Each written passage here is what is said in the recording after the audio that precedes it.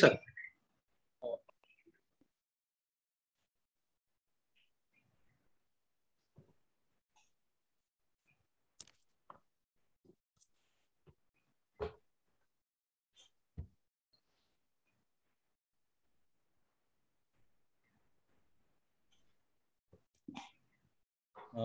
सर्वांना नमस्कार. या जिल्हास्तरीय प्रशिक्षणाच्या तिसऱ्या आणि अतिशय महत्त्वपूर्ण अशा शालेय पाणी स्वच्छता आणि आरोग्य या सत्रामध्ये सहभागी सर्व मान्यवर अधिकारी आणि प्रशिक्षणार्थी बंधू भगिनींचं मी अजय अडिगने मनपूर्वक स्वागत करतो. या प्रशिक्षण सत्राला माझे सहकारी सुलभक म्हणून लाभलेले आहेत माननीय श्री विजयकुमार प्रल्हादरावजी ब्राह्मण सर. त्यांचा थोडक्यात परिचय मी आपल्याला करून देतो. सर सध्या जिल्हा परिषद पूर्व माध्यमिक शाळा हिंगणगाव, पंचायत समिती धामणगाव रेल्वे येथे विषय शिक्षक विज्ञान या पदावर कार्यरत असून त्यांनी MA BEd सेटची परीक्षा उत्तीर्ण केलेली आहे आणि सध्या ते इतिहास या विषयात MA करीत आहेत. सर उत्कृष्ट नवक्रमशील शिक्षक आहेत आणि उत्कृष्ट सुलभक सुद्धा आहेत. अनेक प्रशिक्षणामध्ये त्यांनी सुलभक म्हणून आपली जबाबदारी अतिशय उत्कृष्टपणे पार पाडलेली आहे. त्यांच्या या अनुभवाचा आपल्याला प्रशिक्षणामध्ये निश्चित फायदा होणार आहे, लाभ होणार आहे. मी सरांना अशी विनंती करतो की त्यांनी आपल्या प्रशिक्षणार्थींशी संवाद साधावा. धन्यवाद सर. नमस्कार, मी विजय ब्राह्मण, जिल्हा शालेय स्वच्छता कृती आराखडा प्रशिक्षण 2021-22 यातील तिसऱ्या सत्रामध्ये सगळ्यांचं मनापासून स्वागत करतोय. माझ्यासोबत तज्ञ सुलभक म्हणून लाभलेले मान्य श्री अजय हरिभाऊजी अडिगने सर यांचा थोडक्यात परिचय असा. मान्य श्री अजय हरिभाऊजी अडिगने सर हे जिल्हा परिषद शाळा कवाडगव्हाण, पंचायत समिती तिवसा येथे सहाय्यक शिक्षक या पदावर कार्यरत असून त्यांचं शिक्षण MA MEd नेट ते उत्तीर्ण असून शिक्षणशास्त्र या विषयामध्ये त्यांची PhD सुरू आहे. तर हे जे शिक्षक आहे हे अतिशय उपक्रमशील आणि नेहमी चांगले विविध प्रकारचे प्रयोग विद्यार्थ्यावर करणारे एक उपक्रमशील आणि उत्कृष्ट शिक्षक आहे. निश्चितच त्याचा फायदा आपल्याला या सत्रामध्ये होणार आहे. तर चला आपण या प्रशिक्षणाचं हे जे तिसरे सत्र आहे हे आपण आता सुरुवात करूया. धन्यवाद सर. SCRT, युनिसेफ, CYDA व डाएट अमरावती यांच्या संयुक्त विद्यमान शाळा स्वच्छता कृती आराखडा जिल्हास्तरीय प्रशिक्षण सत्र 2021-22 आयोजन या ठिकाणी करण्यात आलेलं आहे आणि या जिल्हास्तरीय प्रशिक्षणातील हे तिसरं सत्र आहे. या तिसऱ्या सत्राचा विषय आहे शालेय पाणी स्वच्छता आणि आरोग्य. तर आपल्या सर्वांना माहिती आहे की मागील 2 वर्षाच्या काळामध्ये अनेक नवीन इंग्रजी शब्द आपल्या अंगवळणी पडलेले आहेत. ते म्हणजे सॅनिटायझर आहे, लॉकडाऊन आहे, त्याच्यानंतर क्वारंटाईन आहे. त्यामधील आणखी जो एक महत्त्वाचा शब्द आहे तो म्हणजे इम्युनिटी. तर इम्युनिटी म्हणजेच आपली रोगप्रतिकार क्षमता. आपल्या विद्यार्थ्यांची या कालावधीमध्ये निश्चित रोगप्रतिकार शक्ती कमी झालेली आहे आणि काही वैयक्तिक आरोग्याच्या चांगल्या सवयीच्या माध्यमातून ही त्यांची रोगप्रतिकार क्षमता आपल्याला निश्चितपणे वाढवता येईल. त्या सवयींसंदर्भात माननीय विजय सर आपल्याशी चर्चा करतात. धन्यवाद सर. निश्चितच सर, आपण ह्या कोरोना कालावधीमध्ये सगळ्यात जास्त प्रमाणात जो शब्द ऐकला, ज्या शब्दावर सगळ्यात जास्त आपण फोकस केला, ज्या शब्दावर आपण सगळं त्या शब्दाच्या मागे लागलो होतो, तो शब्द म्हणजे इम्युनिटी, रोगप्रतिकार शक्ती. आणि ही रोगप्रतिकार शक्ती वाढवण्यासाठी विविध प्रकारचे उपाय आपण त्या कोरोनाच्या कालावधीमध्ये करत आहोत. तीच जी रोगप्रतिकार शक्ती आहे, ही रोगप्रतिकार शक्ती आपल्या विद्यार्थ्यांची कशा प्रकारे वाढवता येते त्याचसोबत मी हे सांगेन तर रोगप्रतिकार शक्ती आपल्याला सुद्धा आवश्यक आहे. त्याच्यामुळे पहिल्यांदा आपण आपली वाढवून घेऊ, आपली रोगप्रतिकार शक्ती, त्यासोबत आपल्या कुटुंबातील लोकांचे सदस्य आहेत त्यांची रोगप्रतिकार शक्ती कशी वाढते त्याचप्रमाणे आपण आपल्या विद्यार्थ्यांची रोगप्रतिकार शक्ती वाढवू शकतो. यासाठी काही ज्या सवयी आहे त्या आरोग्यदायी सवयींचा काउंटडाऊन मध्ये काही सवयी त्यात ऍड केलेल्या आहेत. त्या सवयीवर आपण चर्चा करूया. या प्रकारच्या इतरही सवयी आपण त्या अंगीकारलेल्या आहेत, त्या आपण करतच आहोत. त्या सवयी सुद्धा आपण ऍड करू शकतो. पण त्याच्यासाठी आपण काही सवयी ठेवल्या आहेत. त्याच्यामध्ये एक सत्र व्यायामाची, दिवसातून किमान एक सत्र जो आहे, हा जो काही कालावधी जो आहे, हा आपण निश्चितच व्यायामासाठी तो आपण राखून ठेवला पाहिजे आणि तीच सवय आपण आपल्या कुटुंबातील सदस्यांना आणि आपल्या विद्यार्थ्यांना आपण ती लावली पाहिजे, जेणेकरून निश्चितच आपली जी रोगप्रतिकार शक्ती आहे, ती रोगप्रतिकार शक्ती वाढेल. नंतर 2 तास आधी मोबाईल वापरणे थांबवा आणि मग झोपा. मोबाईल सोबत घेऊन झोपणे ही एक अतिशय घातक अशी सवय आहे, ज्यानं वेगवेगळ्या प्रकारच्या रोगांना आपण आमंत्रण निश्चितच देऊ शकतो. तेव्हा आपण ज्यावेळेस आपल्याला झोपायचं असेल, त्यावेळेस आपण किमान 2 तास मोबाईल हा बाजूला ठेवून आपण ती झोप घेतली पाहिजे. त्याचं कारण असं का झोप घेणे हे जेवढं महत्वाचं आहे, त्याचसोबत ती झोप शांत प्रकारे, शांत पद्धतीने घेणे हे तेवढंच महत्वाचं आहे. त्यासाठी ही गोष्ट करणे अत्यंत आवश्यक आहे. नंतर आहे 3 वेळा जेवण आणि 3 वेळा पौष्टिक अल्पोपहार. इथं पौष्टिक आणि अल्पोपहार हे जे 2 शब्द हे अतिशय महत्वाचे आहे. आपण विद्यार्थ्यांना वारंवार त्या सवयी लावल्या पाहिजे. त्यासोबत आपण स्वतःमध्ये त्या सवयी लावल्या पाहिजे, की एक वेळेस पोट भरून न जेवता तेच जेवण जर आपण थोड्या वेळानंतर 3 वेळेस जर जेवलो, तर निश्चितच त्याचा फायदा आपल्याला आपल्या आरोग्यासाठी आणि त्याचप्रमाणे आपल्या रोगप्रतिकार शक्ती वाढवण्यासाठी होईल. त्याचप्रकारे ब्रेक स्ट्रेचिंग नावाचा एक भाग आहे. त्या भागामध्ये आपण विश्रांती ज्याला म्हणतो, तर मी हे म्हणेन का विश्रांती कशाला म्हणायची, तर आपल्या कामात बदल करणे म्हणजे ती एक विश्रांती आहे. विद्यार्थ्यांना विश्रांतीची सवय लावण्यासाठी, त्यांना ब्रेक देण्यासाठी त्यांच्या आवडीची जी कामं आहे, ती आवडीची कामं आपण या ब्रेक स्ट्रेचिंगसाठी आपण वापरू शकतो. इतरही काही सवयी आहे, त्या सवयीवर अजय सर आपलं मत. निश्चित सर, यामध्ये आणखी काही आरोग्यदायक सवयी आपल्याला जोडता येतील. त्याच्यामध्ये 5 भागांमध्ये फळे आणि भाज्यांचं सेवन आपल्या जेवणात या भाज्या आणि फळांचं समावेश असणं अतिशय आवश्यक आहे. त्यानंतर आपल्या दैनंदिन जीवनामध्ये आपली कार्यक्षमता टिकवून ठेवण्यासाठी 6 मिनिटांचं ध्यान कमीत कमी असायला हवं. मित्रासारख्या उपक्रमातून सुद्धा मेडिटेशनची सवय आपल्या विद्यार्थ्यांना लावता येईल.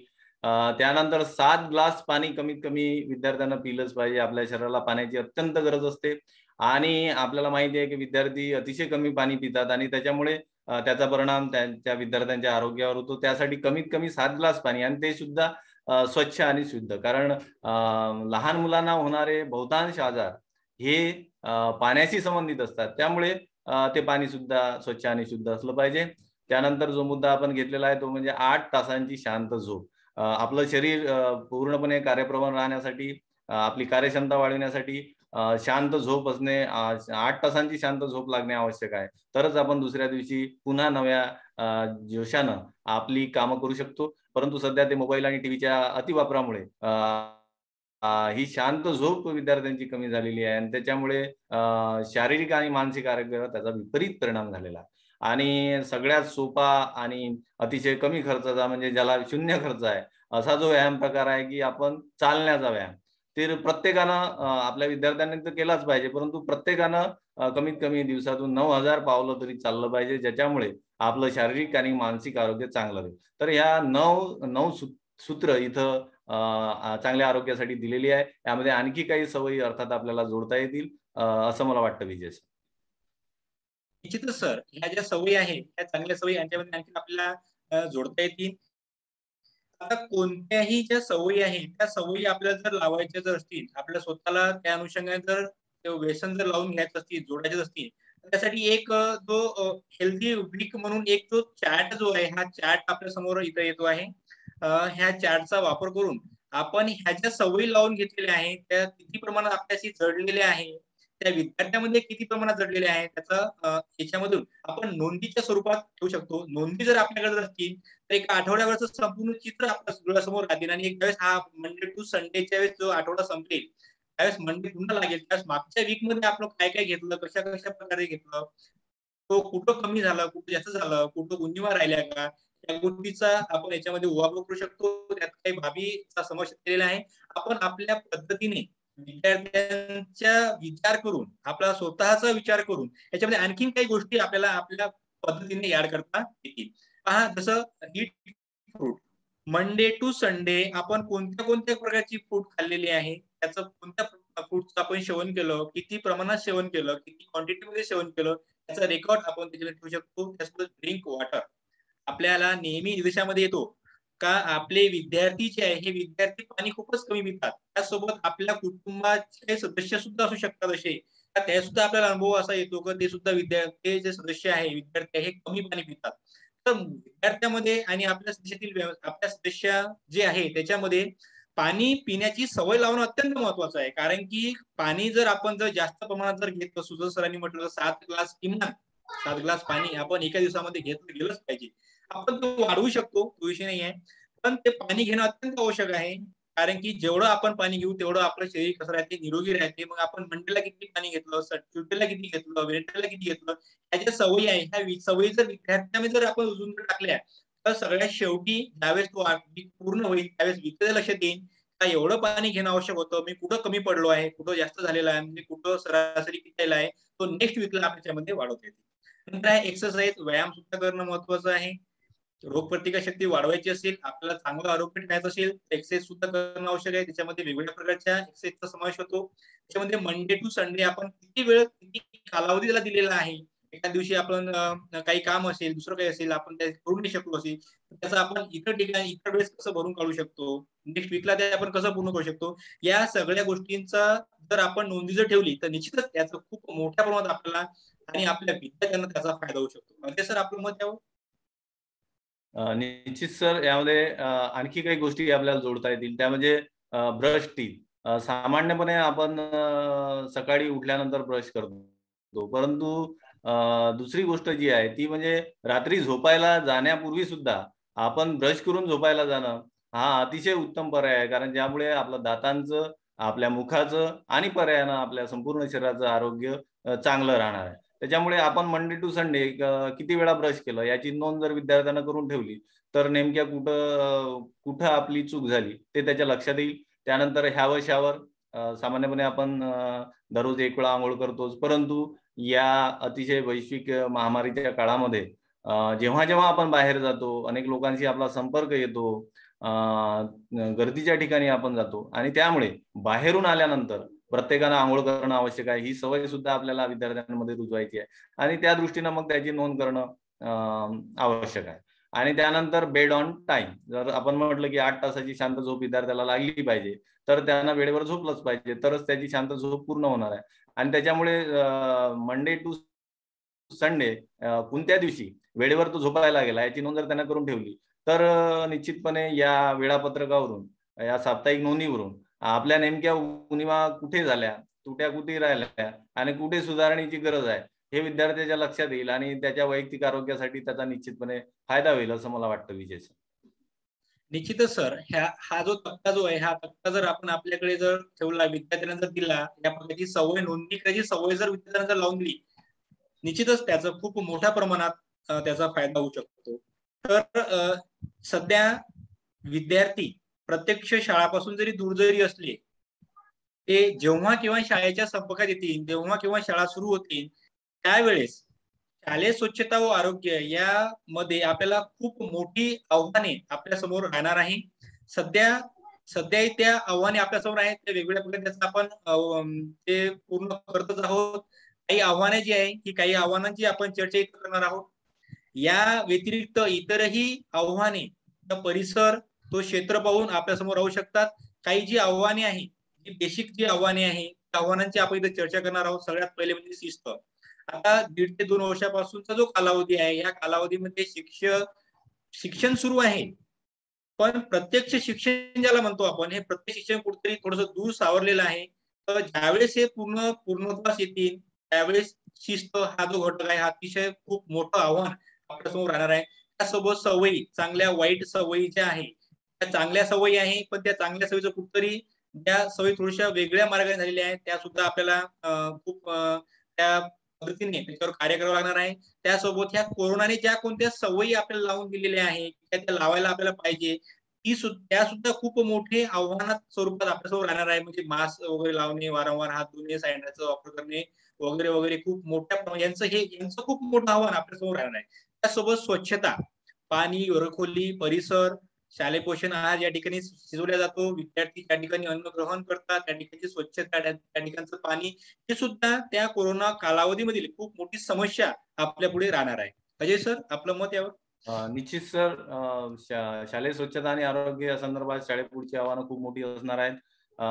कारण पूर्वी आपण विद्यार्थ्यांना मोबाईल देत नव्हतो, आपल्या मुलांना मोबाईल देत नव्हतो, परंतु आता शिक्षणाच्या निमित्तानं आपणच त्यांना नवीन मोबाईल घेऊन दिलेले आहेत. आणि त्यामुळे मुलं जेवताना सुद्धा त्यांच्या मोबाईल सोबत असतो, झोपताना सुद्धा त्यांच्या मोबाईल सोबत असतो आणि दिवसभर ते मोबाईलवर असतात.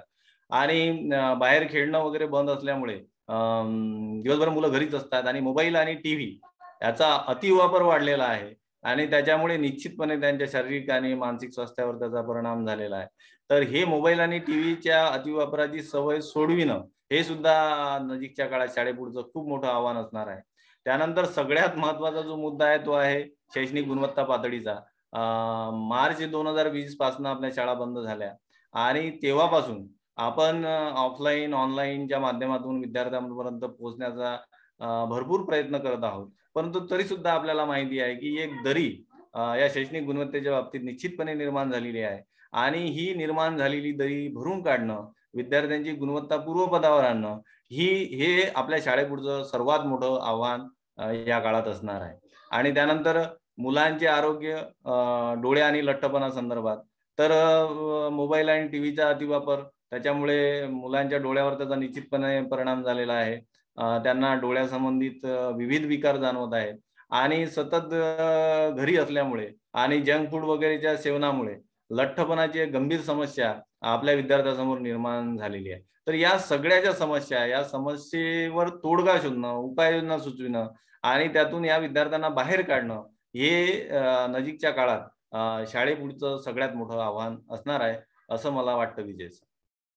निश्चितच सर, वेगवेगळ्या प्रकारची आव्हाने आहे, ती आव्हाने पेलण्यास आपण निश्चितच तयार राहणार आहोत. त्या अनुषंगाने वेगवेगळ्या प्रकारची आव्हाने आपल्यासमोर, याच्या व्यतिरिक्त सुद्धा खूप मोठ्या प्रकारची आव्हाने आपल्यासमोर राहणार आहे. तेव्हा केव्हा ह्या प्रकारचं सगळं सुरळीत होईल, तेव्हा ह्या आव्हानांना आपण समोर जाण्यास आपण तयार राहणार आहोत. त्याच्यामध्ये जसं सरांनी म्हटलं का मोबाईलच्या अतिवापरामुळे जो लठ्ठपणा ही खूप मोठी समस्या आपल्यासमोर उभी राहिलेली आहे.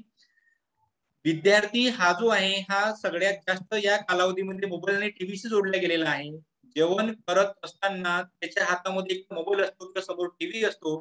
यामुळे काय होतो आहे का तो किती प्रमाणात जेवण करतोय आणि काय त्याचं सेवन कोणत्या पद्धतीचं होतंय, त्याच्यामुळे लठ्ठपणा ही खूप मोठ्या प्रकारची समस्या आपल्याला विद्यार्थ्यांमध्ये दिसून येतोय. एक चित्राच्या माध्यमातून हा जो लठ्ठपणा आहे, हा लठ्ठपणा कुठेतरी कमी करावा यासाठी काही सवयींचा आपण इथे चर्चा करणार आहोत. स्नॅक्ससाठी फळांचा वापर करणे.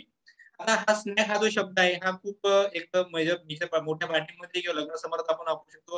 आपण आपल्या घरामध्ये त्या प्रकारचा वापर खूप कमी करतो. फळांचाच वापर केला पाहिजे अशातला भाग नाही. आपण आपल्या घरामधील जी कोणती कडधान्य वगैरे आहे, मोड आलेली कडधान्य जी आहे, यांचा सुद्धा वापर आपण याच्यामध्ये करू शकतो. ही वेगवेगळ्या प्रकारच्या भाज्या आहे, या वेगवेगळ्या प्रकारच्या भाज्यांचा समावेश विद्यार्थ्यांच्या आहारामध्ये असणं अत्यंत आवश्यक आहे. तर आपण नेहमी ऐकतो, आपण विद्यार्थ्याच्या तोंडून ऐकतो, त्यासोबत आपण आपल्या घरी आपले जे आपल्या घरात जी लहान मुलं आहेत त्याच्या तोंडून आपण ऐकतो का बाबा मला ही भाजी नाही आवडत, मला ती भाजी खायची नाही आहे. पण मुलांमध्ये सगळ्या भाज्यांचं आहारामध्ये समावेश असणं अत्यंत आवश्यक आहे. कारण की त्याला आपण सकस आहार जो म्हणतो, हा सकस आणि पौष्टिक आहार हा सगळ्या भाज्या आणि सगळ्या फळांचा समावेश जर केलं तर होऊ शकतो. त्याचप्रमाणे सगळ्यात जास्त ज्या बाबीवर आपलं लक्ष केंद्रित करावं लागणार आहे ते म्हणजे जंक फूड, बाहेरचे जे पदार्थ आहेत, तळलेले पदार्थ, ते साधे शब्द जर म्हटलं, तळलेले पदार्थ जे आहे, हे तळलेले पदार्थ खाणे टाळणं अत्यंत आवश्यक आहे.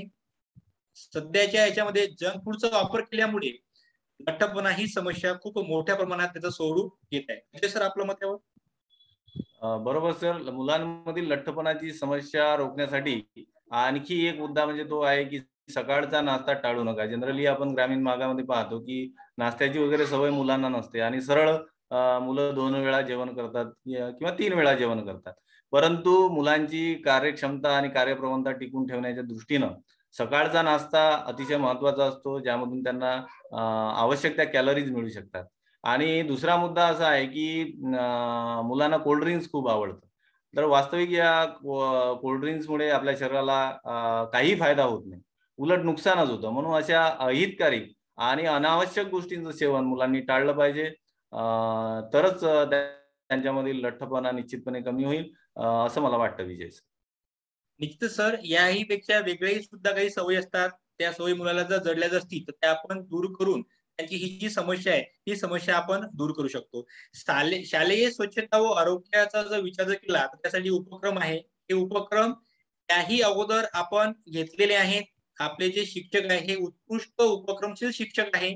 त्यांच्या वेगवेगळ्या त्यांच्या कल्पकतेने वेगवेगळे उपक्रम आपला हा जो शिक्षक वर्ग नेहमीच राबवत असतो. याच्यामधले उपक्रम हे उपक्रम आपण निश्चितच याच्या अगोदर सुद्धा आपण आपल्या शाळेमध्ये राबवलेले आहे. अशाच प्रकारची उपक्रम आपण राबवली गेली पाहिजे असं नाही. आपण आपल्या पद्धतीने वेगवेगळ्या प्रकारचे उपक्रम राबवत असतो.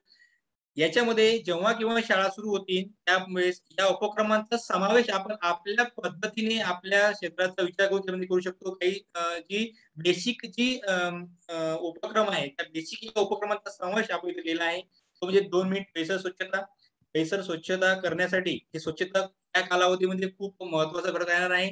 त्यामुळे सगळ्या विद्यार्थ्यांना जर आपण परिसरामध्ये घेऊन त्यांना जर 2 मिनिटं स्वच्छतेसाठी जर वापरलं तर निश्चितच ही परिसर स्वच्छता अतिशय कमी वेळामध्ये आणि अतिशय चांगल्या पद्धतीने होऊ शकते. दत्त विनायक शाळा हा उपक्रम तर आपल्या अमरावती जिल्ह्यातील बहुतांश शाळेमध्ये हा उपक्रम राबवला गेलेला आहे. आता सध्याच्या कालावधीत थोडंसं तो बाजूला सारलेला आहे. पण हा खूप अतिशय चांगला असा उपक्रम आपण सर्वांनी राबवलेला आहे. याच्यामध्ये वेगवेगळ्या प्रकारच्या गोष्टींचा, वेगवेगळ्या प्रकारच्या घटकांचा आपण याच्यामध्ये समावेश करत असतो. गोष्टींचा शनिवार हा सुद्धा अतिशय चांगला असा उपक्रम आहे. विद्यार्थ्यांची श्रवण जे कौशल्य आहे, ते श्रवण कौशल्य वाढवण्यासाठी या उपक्रमाचा अतिशय चांगल्या पद्धतीने उपयोग होऊ शकतो. याच्यामध्ये 3ही भाषेमध्ये मराठी, हिंदी आणि इंग्रजी या तिन्ही भाषेमध्ये वेगवेगळ्या प्रकारच्या गोष्टींचा समावेश असतो आणि विद्यार्थी ते खूप आवडीने त्या गोष्टी ऐकत असतात. त्याचप्रकारे इतर जी उपक्रम आहे जी सध्या आपण घेत आहोत त्यावर अजय सर आपलं मत यावर. निश्चित सर. ह्याच्यामध्ये आणखी काही उपक्रम जे SCERT ने सुरू केलेले आहेत मागच्या वर्षीपासून. व्हॉट्सअप स्वाध्यायमाला हा उपक्रम SCERT ने सुरू केलेला आहे आणि मुलांना शिक्षणाच्या प्रवाहात टिकून ठेवण्यासाठी निश्चितपणे या उपक्रमाची मदत आपल्याला होते आहे. त्यानंतर शिकू आनंदे हा सुद्धा SCERT ने उपक्रम सुरू केलेला आहे. तर त्याची सुद्धा विद्यार्थ्यांना या प्रवाहात टिकून ठेवण्यासाठी आपल्याला मदत होत आहे. आणि त्यानंतर योगासने आणि प्राणायाम हे उपक्रम सुद्धा आपण जेव्हा शाळा सुरू होतील तेव्हा निश्चितपणे घेणारच आहोत. परंतु आता सुद्धा आपण ऑनलाईनच्या माध्यमातून योगासने आणि प्राणायाम हा उपक्रम विद्यार्थ्यांपर्यंत निश्चित पोहोचवू शकतो असं मला वाटतं विजय. निश्चित सर, या प्रकारचे वेगवेगळे उपक्रम सध्या प्रत्यक्ष शाळा जरी सुरू जरी नसल्या तरी वेगवेगळ्या प्रकारचे उपक्रम आपला हा शिक्षक वर्ग घेतच आहे. एक समोर एक चित्र आपल्या समोर दिसतो आहे. त्या चित्राचा जो संबंध आहे वर एक हेडिंग आपण असं हेडिंग असं टाकलेलं आहे, कोरोनामधील शिक्षण इक्वल टू मोडकळीस आलेलं घर. सध्याच्या काळामधलं हे जे शिक्षण आहे मागील 1.5 ते 2 वर्ष शिक्षण जे झालेलं आहे हे शिक्षण माझ्या मतानुसार हे जे घर आहे जो घर आपल्याला दिसतो आहे तशा प्रकारचं आपलं शिक्षण सध्या झालेलं आहे. प्रत्यक्षात शाळा जरी सुरू जरी नसल्या तरी शिक्षक हा वेगवेगळ्या प्रकारचे उपक्रमाद्वारे वेगवेगळ्या प्रकारे विद्यार्थ्यांपर्यंत पोहोचतो आहे. त्याचसोबत पोहोचत असताना सुद्धा सध्याचं जे शिक्षण आहे हे मुलांचं शिक्षण हे ह्या घरासारखं झालेलं आहे. जेव्हा केव्हा शाळा पूर्ववत सुरू होतील तेव्हा केव्हा ही परिस्थिती चांगली होती, पूर्वपदावर सगळ्या गोष्टी येतील त्यावेळेस त्या घराला ज्या प्रकारे आपल्याला इनोव्हेशन करावं लागेल, त्या घराला ज्या प्रकारे आपल्याला परिवर्तन करावं लागेल, बदल करावा लागेल, अशाच प्रकारचं परिवर्तन आपल्याला आपल्या विद्यार्थ्यांच्या जीवनामध्ये, विद्यार्थ्यांच्या वर्तनामध्ये, विद्यार्थ्यांच्या शिक्षणामध्ये सुद्धा करावं लागणार आहे. कधी सर आपलं मत? निश्चित सर, विद्यार्थ्यांच्या गुणवत्तेसंदर्भात खूप मोठी गॅप निर्माण झालेली आहे आणि ही गॅप भरून काढणं हे निश्चितच आपल्या पुढचं आव्हान असणार आहे. आपण विविध उपक्रमाच्या माध्यमातून ऑनलाईन ऑफलाईनच्या माध्यमातून विद्यार्थ्यांपर्यंत पोहोचण्याचा प्रयत्न केलेला आहे. आता नुकताच आपण सेतू अभ्यासक्रमाच्या माध्यमातून विद्यार्थ्यांना शाळेशी जोडण्याचा, त्या नवीन इयत्तेशी जोडण्याचा प्रयत्न केलेला आहे. परंतु तरी सुद्धा आपल्याला पुनर्नवीकरणाची गरज आहे आणि त्यासाठी निश्चितपणे आपले शिक्षक तयार असतील असा मला विश्वास आहे. विजय सर. निश्चितच सर. शालेय पाणी स्वच्छता व आरोग्य याच्याविषयी आपण आतापर्यंत विविध घटकावर चर्चा केली. आता हे जे शालेय पाणी स्वच्छता व आरोग्य आहे हे कशा प्रकारे टिकवता येतील, शाळेमध्ये त्याची कशा प्रकारे अंमलबजावणी करता येईल, याच्यासाठी काही मुख्य भागीदार आहे. आता आपण या मुख्य भागीदारावर चर्चा करूया. याच्यामध्ये मुख्य भागीदारामध्ये मुख्याध्यापक, शिक्षक, शाळा व्यवस्थापन समिती, ग्रामपंचायत सदस्य, मीना राजू मंच, विद्यार्थी, सफाई कर्मचारी, शैक्षणिक अधिकारी, समग्र शिक्षा अभियान आणि आरोग्य तज्ञ या घटकांचा याच्यामध्ये समावेश होतो. या घटकांना याच्यामध्ये एक मुख्य भूमिका याच्यामध्ये राबवायची आहे. या घटकाविषयी आपण स्वतंत्ररित्या याच्यामध्ये माहिती घेऊया. याच्यामध्ये पहिला जो घटक आहे हा आहे मुख्याध्यापक. मुख्याध्यापकाची भूमिका जी आहे याच्यावर अजय सर आपलं मत व्यक्त करतील. निश्चितपणे सर, शालेय पाणी स्वच्छता आणि आरोग्य या संदर्भात मुख्याध्यापकाची भूमिका अतिशय महत्वपूर्ण राहणार आहे. कारण मुख्याध्यापक हा आपल्या शाळेचं नेतृत्व करत असतो. तो शाळेचा मुख्य कणा आहे आणि त्याच्या भोवती इतर सर्व घटक फिरत असतात. त्याच्यामुळे शाळा स्तरावरील पाणी स्वच्छता व आरोग्य या विषयासंदर्भात मुख्याध्यापकाची भूमिका अतिशय महत्वाची आहे. त्याला शिक्षकांना आपल्या सहकार्य करायचं आहे आणि आपल्या जे काही लक्ष आपण ठरवलेलं आहे ते साध्य करण्यासाठी आपल्या शिक्षकांना प्रवृत्त करायचं आहे, प्रोत्साहन द्यायचं आहे. त्यानंतर आपल्याला माहिती आहे की आपल्या शाळेच्या विकासासाठी आपल्याला पालकांची अतिशय मदत होत असते. त्यासाठी पालकांशी सुसंवाद असणं अतिशय आवश्यक आहे आणि हा शिक्षक पालक सुसंवाद घडवून आणण्यासाठी, तो वाढवण्यासाठी त्यांना प्रवृत्त करणं, त्यांना प्रोत्साहन देणं यासाठी सुद्धा मुख्याध्यापकाची भूमिका महत्वपूर्ण राहणार आहे. आणि आपल्या शाळेच्या संदर्भात वास सामग्रीच्या संदर्भात नियमावली तयार करणं, त्याचं संनियंत्रण करणं, त्याची अंमलबजावणी करणं ही सर्व कामं मुख्याध्यापक म्हणून आपल्याला पार पाडावी लागणार आहे. विजय सर. निश्चितच सर, मुख्याध्यापकासोबतच जो घटक येतो तो मुख्याध्यापकाच्या सह काम करतो, त्याच्या खांद्याला खांदा लावून तो एक महत्वाचा घटक काम करतो म्हणजे शिक्षक. याच्यामध्ये शालेय पाणी स्वच्छता व आरोग्य याच्यामध्ये शिक्षकाची सुद्धा भूमिका अत्यंत महत्वाची राहणार आहे. त्यामध्ये विद्यार्थ्यांनी पाणी स्वच्छता आरोग्याची माहिती देणे, त्याचसोबत ही माहिती देत असताना त्या माहितीची अंमलबजावणी करणे, शाळेमध्ये त्या सुविधा आहे त्या सुविधांची देखरेख करणे म्हणजे शालेय स्वच्छतागृह आहे, त्याच्यामध्ये पाणी आहे, पाण्याची टाकी आहे, शालेय पोषण आहार ज्या ठिकाणी शिजवले जातो तो भाग आहे, मुलं ज्या ठिकाणी अन्न ग्रहण करतील तो भाग आहे. अशा एकंदरीत सर्व भागांची स्वच्छता ठेवणे, स्वच्छता राखणे आणि टिकून ठेवणे यासाठी खूप मोठी भूमिका याच्यामध्ये शिक्षकाची राहणार आहे. त्याचसोबत अतिशय महत्वाचा जो घटक आहे त्याच्यासाठी शिक्षकाची भूमिका अत्यंत महत्वाची आहे, तो म्हणजे विद्यार्थ्यांना वर्तन बदलण्यासाठी प्रवृत्त करणे. ह्या ज्या चांगल्या सवयी आहेत त्या चांगल्या सवयी विद्यार्थ्यामध्ये जडल्या गेल्या पाहिजे, त्याचं वर्तन कुठे बदल झालेलं पाहिजे, त्या सगळ्या गोष्टी स्वच्छतेसंदर्भातल्या त्याने स्वतःहून केल्या पाहिजे. यासाठी त्याचं वर्तन जो आहे हा वर्तन बदल करणे ही सुद्धा अत्यंत महत्वाचं एक घटक, एक महत्वाची भूमिका यासाठी शिक्षकाला करावी लागणार आहे. निश्चित सर, या शालेय पाणी स्वच्छता आणि आरोग्य या संदर्भात शाळा व्यवस्थापन समितीची सुद्धा भूमिका अतिशय महत्वपूर्ण राहणार आहे. आपल्या शाळेच्या विकासामध्ये शाळा व्यवस्थापन समितीची भूमिका अतिशय महत्वाची असते आणि त्याच्यामुळे शाळा स्तरावरील सुधारणांना प्रोत्साहित करणे आणि जे काही देखभाल दुरुस्ती आपल्याला करायची आहे त्या कामाचं नियोजन करणे, जी वास सामग्री आपल्याला शाळेमध्ये उपलब्ध करून द्यायची आहे त्याच्यासाठी योगदान देणे, त्यासाठी मदत करणे आणि जे ग्रामीण भागामध्ये आपण नेहमी बघतो की आपण जर एखादा नळ लावला तर दुसऱ्या दिवशी तो आपल्याला तुटलेला दिसतो. तर या समस्येवर सुद्धा समाधान शाळा व्यवस्थापन समिती निश्चितपणे काढू शकते आणि त्याच्यामुळे एक भागीदार म्हणून शाळा व्यवस्थापन समितीची भूमिका अतिशय महत्वपूर्ण आहे आणि या समितीची आपल्याला या कार्यामध्ये निश्चितपणे मदत होणार आहे असं मला वाटतं. विजय सर. निश्चितच सर, शाळा व्यवस्थापन समितीची भूमिका सुद्धा अत्यंत महत्वाची आहे. जसं ज्या सुविधा आहे या सुविधामध्ये तुम्ही म्हटलं तोडफोड वगैरे करणे, याचं एकमेव जो घटक आहे तो याच्यामध्ये खूप मोठ्या प्रमाणात, खूप चांगल्या प्रमाणात, खूप चांगल्या प्रकारे याच्यामध्ये मदत करू शकतो तो म्हणजे शाळा व्यवस्थापन समिती. शाळा व्यवस्थापन समिती सोबतच आपल्या शाळेतील ज्या भौतिक सुविधा आहे, त्या शालेय स्वच्छता आहे, त्याची जी देखभाल आहे ही देखभाल करण्यासाठी आपण आपल्या शाळेतील जी बाल संसद आहे किंवा मीना राजू मंच आहे याचा सुद्धा आपण खूप चांगल्या प्रकारे याचा आपण तिने समावेश करून घेऊ शकतो.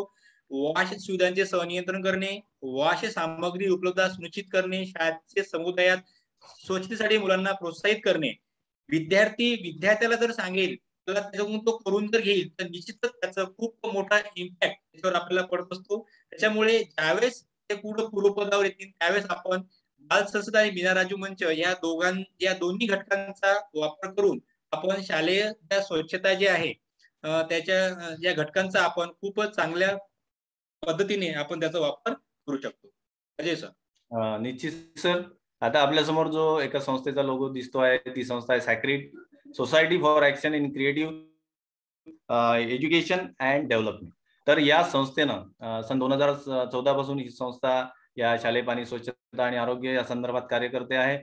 औरंगाबाद आणि जालना या जिल्ह्यामध्ये भरपूर कार्य या संस्थेनं केलेलं आहे आणि आता त्यांनी आपल्या कार्यक्षेत्राचा विस्तार केलेला आहे. तर या शाळांमध्ये काही शाळांमध्ये या संस्थेनं अतिशय सुंदर अशी त्या परिस्थितीला अनुरूप अशी काही हँडवॉश स्टेशन्स उपलब्ध करून दिलेली आहे मॉडेल म्हणून. तर ती आपण या ठिकाणी आता बघणार आहोत. निश्चितच सर, हँडवॉश स्टेशन या ठिकाणी आता आपण बघणार आहोत. काही मॉडेल जी आहे ही मॉडेल तुमच्या समोर इथं आम्ही सादर करणार आहोत. ही जी मॉडेल आहे ही मॉडेलच आपण ऍज इट इजच आपल्या शाळेमध्ये घेतली गेली पाहिजे असं नाही आहे. याच्याही पेक्षा सरस अशी हँडवॉश स्टेशन आपण आपल्या शाळेमध्ये उभारलेली आहे. त्याच्यात काही दुमत नाहीच आहे. यात काही पण विशेष अशी काहीतरी वेगळी अशी जी मॉडेल जी आहे ती मॉडेल इथं देण्यात आलेली आहे. आपली शाळा, आपली विद्यार्थी संख्या, आपला परिसर, उपलब्ध निधी या सगळ्या गोष्टींचा विचार करून याच्यामधील अतिशय सोयीस्कर, सुबक, विद्यार्थ्यांना हाताळण्यासाठी अतिशय सोपं कोणतं जातील या गोष्टीचा विचार करून आपण आपल्या शाळेमध्ये या प्रकारचं हँडवॉश स्टेशन आपण उभारू शकतो. एक हँडवॉश स्टेशन आपल्या समोर आहे वीट बांधकामाचं स्थानिक मजुराकडून. हे आपण वीट बांधकामाचं जे आहे तो अतिशय चांगलं असं मॉडेल आपण इथं तयार करून घेऊ शकतो. याच्यामध्ये स्थानिक पातळीवरील जे घटक आहे त्याचा समावेश आपण याच्यामध्ये करून घेऊ शकतो. नेक्स्ट मॉडेल असं आहे.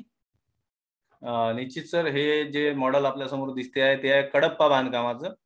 याच्यामध्ये आपल्याला आपल्या साईजनुसार कडप्पा कट करून घेता येतो.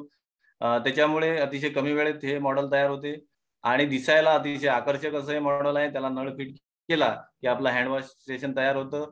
आणि सगळ्यात महत्वाची गोष्ट म्हणजे युनिसेफने जे 25 मॉडेल्स निवडली आहे इंटरनॅशनल, त्या मॉडेलमध्ये या अतिशय सुंदर अशा मॉडेलला जगातल्या 25 मॉडेलमध्ये स्थान मिळालेलं आहे. अतिशय महत्वपूर्ण गोष्ट आहे विजय.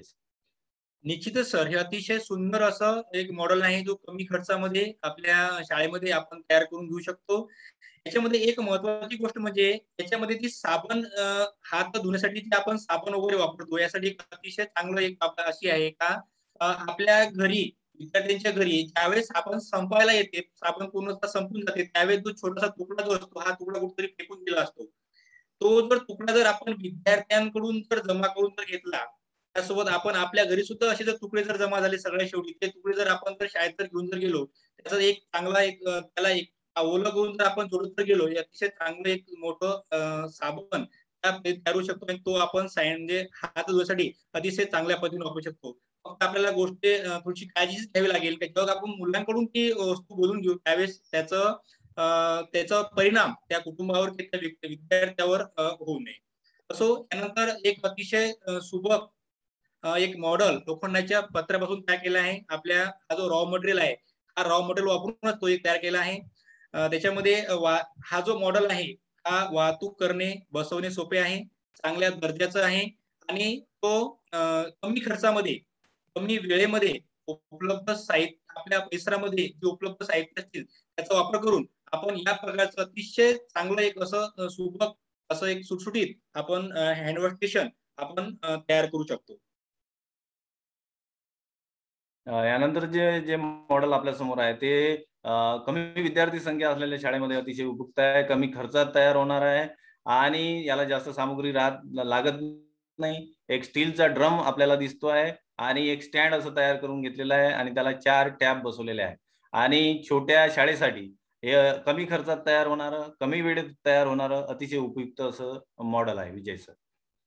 निश्चितच सर, त्यासोबत एक अशाच प्रकारचं एक छोटं मॉडेल आहे छोट्या शाळेसाठी. 4 टॅब बसवलेले आहे.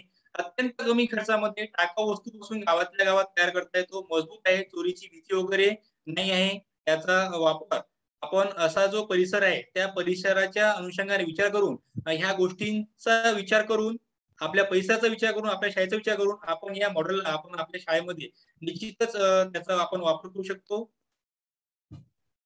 यानंतरचं जे मॉडेल आपल्या समोर दिसते आहे त्याचं नाव आहे हायब्रिड मॉडेल.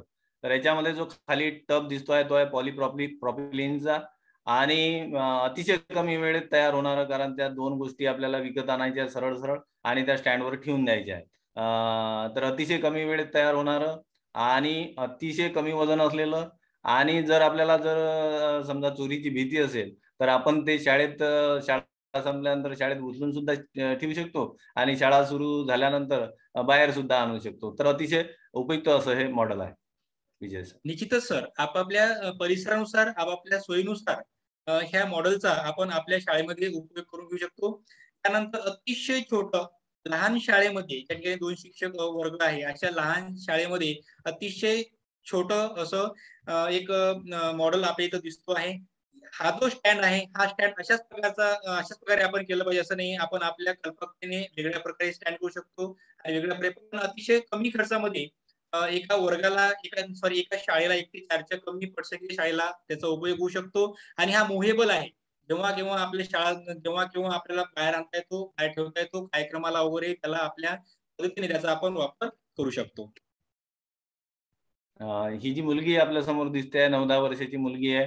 हिनं शाळेत हँडवॉश स्टेशनची सुविधा पाहिली आणि आपल्या घरी सुद्धा असं मॉडेल असावं म्हणून तिनं कल्पकतेनं हे 0 खर्चात तयार केलेलं मॉडेल आहे. तिने एक पाण्याची बॉटल घेतली आणि त्याला एक छिद्र पाडलं, त्याच्यामध्ये पेन टाकला आणि त्यामध्ये पाणी भरलं. ते झाकण जेव्हा आपण ढिलं करतो तेव्हा ते त्यातून पाणी गळायला सुरुवात होते आणि झाकण जेव्हा बंद करतो तेव्हा ते पाणी बंद होते. तर अशा प्रकारे 0 खर्चामध्ये मुलीनं आपल्या कल्पकतेतून तयार केलेलं हे मॉडेल आहे. आपल्या विद्यार्थ्यांजवळ सुद्धा अशा अनेक कल्पना आहे. त्याचा सुद्धा आपल्याला या हँडवॉश स्टेशनसाठी उपयोग करता येईल आणि शाळेतच नाही तर घरी सुद्धा ते हँडवॉशचा वापर करतील, या दृष्टीनं आपल्याला त्यांना मार्गदर्शन करता येईल विजय. तिथं सर आपले विद्यार्थ्यांना घडवणारे आपले शिक्षक ते पूर्ण कल्पकतेने उपक्रमशील आहे, कल्पकतेने भरलेले आहे. म्हणजे वेगवेगळ्या प्रकारच्या घटकांचा वापर करून ते निश्चितच काहीपेक्षा सरस अशा प्रकारचे मॉडेल आपल्या शाळेमध्ये ते करतील, त्याचा फायदा विद्यार्थ्यांना होईल. हा एक अतिशय सुबक असा एक मॉडेल आहे, जो खास कोरोना काळासाठी डिझाइन केलेला आहे. याच्यामध्ये खाली जर पाहिलं समजा आपण तर डाव्या बाजूला आणि उजव्या बाजूला 2 कळ बसवण्यात आलेले आहे. एक कळचा वापर आपण पाणी घेण्यासाठी आणि दुसऱ्या कळचा वापर आपण हँडवॉश लिक्विड घेण्यासाठी करू शकतो. जेणेकरून तिथं कोणत्या प्रकारचा नळला वगैरे टच होणार नाही आणि विद्यार्थी हा त्याच्यामध्ये हात जे आहे, हा हात धुण्यासाठी याचा आपण वापर याच्यामध्ये करता येईल. त्यानंतरचं जो मॉडेल आहे अजय सर. ते हे मॉडेल याला आपण अंगणवाडी मॉडेल म्हणतो, कारण हे छोट्या मुलांसाठी बनवलेलं आहे, ज्यांना पायडल दाबता येत नाही. याच्यामध्ये 2 पायऱ्या आपल्याला दिसतात, त्याच्यामध्ये स्प्रिंग लावलेला आहे. मुलं त्यावर चढली की आपोआप त्यातून पाण्याचा पुरवठा होतो, द्रवरूप साबणाचा पुरवठा होतो आणि त्याच्यामुळे कोणत्या पायडल न दाबता, कुठेही हात न लावता विद्यार्थी आपले हात चांगल्यापैकी स्वच्छ करू शकतात. कोविड काळासाठी हे मॉडेल आहे विजय सर. निश्चितच सर, अतिशय उपयुक्त असे मॉडेल इथं आपण चर्चा केली आहे. हे जी मॉडेल आहे, ही मॉडेल फक्त आपल्या उदाहरणासाठी आहे. याहीपेक्षा सरस मॉडेल निश्चितच आपण आपल्या शाळेमध्ये तयार केली आहे आणि याहीपेक्षा सरस निश्चितच करतीलच. त्याचा उपयोग आपण आपल्या शाळेमध्ये आपल्या पद्धतीने त्या मॉडेलचा उपयोग आपण करून घेऊ शकतो. आता प्रश्न असा आहे की शाळेसाठी डिझाइन कसं असावं? आता हे जे हँडवॉश स्टेशन आहे, त्या हँडवॉश स्टेशनचं आपल्या शाळेसाठी उपयोग कसं असावं? तर एका शब्दात जर सांगायचं जर असलं तर आपला परिसर, आपली विद्यार्थी संख्या, उपलब्ध निधी आणि त्याचसोबत विद्यार्थ्याला सहजतेने तो हाताळता येतील अशा प्रकारचं हँडवॉश स्टेशन, हँडवॉशचं मॉडेल आपण आपल्या शाळेमध्ये तयार केलं पाहिजे. जेणेकरून आपल्या विद्यार्थ्यांना त्याचा वापर करणे अतिशय सोयीचं होईल. बरोबर आहे सर. सर. तर या प्रशिक्षण सत्रात सहभागी झाल्याबद्दल सर्व मान्यवर अधिकारी आणि प्रशिक्षणार्थ्यांचं मी मनःपूर्वक आभार मानतो आणि सगळ्यांना धन्यवाद देतो. पुढील प्रशिक्षण सत्र याच YouTube चॅनलवर सुरू होणार आहे. त्यासाठी सुद्धा आपल्याला सर्वांना सहभागी व्हायचं आहे. धन्यवाद. धन्यवाद सर.